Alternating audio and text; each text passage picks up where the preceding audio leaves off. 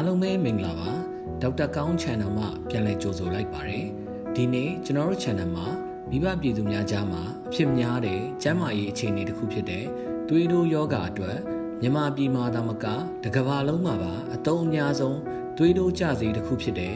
amlodipine သွေးတိုးကျစေအကြောင်းကိုတင်ဆက်သွားမှာဖြစ်ပါတယ်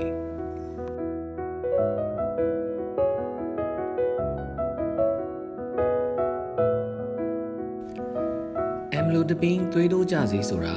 လူနာတိုင်းနီးပါးတောက်သုံးနေကြတဲ့အသုံးများတဲ့သွေးတိုးကျစေတစ်ခုပါ။တဲ့အနေနဲ့ amlodipine သွေးတိုးကျစေကိုမှန်ကန်စိတ်ချစွာတောက်သုံးနိုင်မှုဘယ်လောက်သိထားပါသလဲ။ဒီဗီဒီယိုမှာတော့ amlodipine သွေးတိုးကျစေအကြောင်းကိုမှန်ကန်တိကျစွာရှင်းပြပေးသွားမှာဖြစ်ပါတယ်။ကြည့်လိုက်ရအောင်နော်။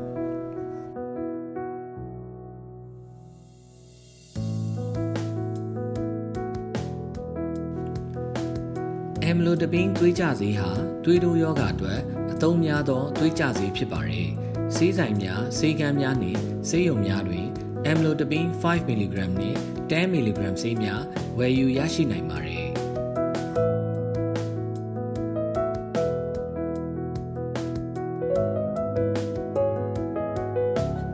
amlodipine သည် calcium channel blocker အမျိုးအစားသွေးတိုးကျစေဖြစ်ပြီးသွေးကြောများအားပြန်လည်ကျဲစေခြင်းအပြင်သွေးကြောအတွင်းရှိ pressure ကိုပြန်လည်လျှော့ချပေးပါသည်။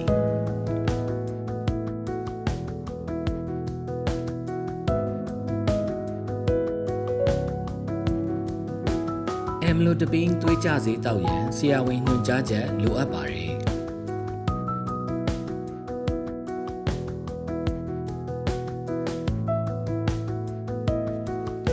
အများအားဖြင့် amlodipine သွေးကျစေကိုဆရာဝန်ညွှန်ကြားချက်အတိုင်းတစ်နေ့မှတစ်ချိန်အချိန်မှန်မှန်တောက်သုံးနိုင်ပါတယ်။တဲ့ဆရာဝန်က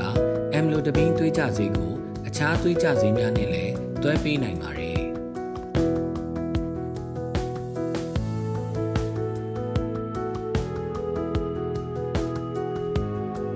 amlodipine သွေးကျစေကိုအစာနှင့်အတူသို့မဟုတ်အစာမပါဘဲတောက်သုံးနိုင်ပါတယ်။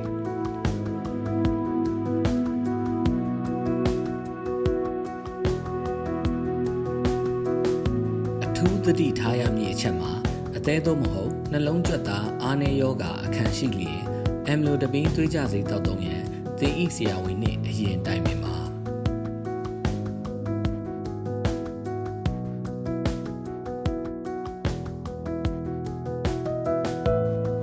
ကိုယ်ဝန်ဆောင်နှင့်နို့တိုက်မိခင်များမှာ amlodipine သွေးကျစေတောက်သုံး၍မရပါ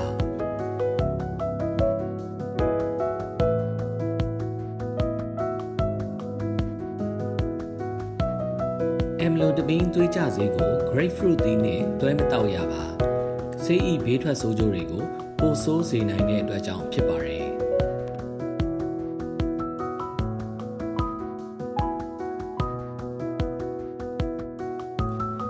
အခုဆိုရင် amlodipine သွေးတိုးကျစေအကြောင်းကိုကောင်းစွာသိရှိသွားပြီထင်ပါတယ်ကျွန်တော်တို့ channel က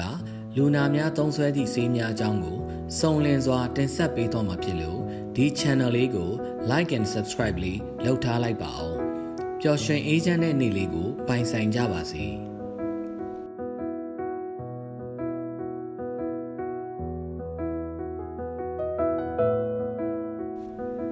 အမြဲချမ်းပါဖို့ဒေါက်တာကောင်းကိုကြည်ကြစို့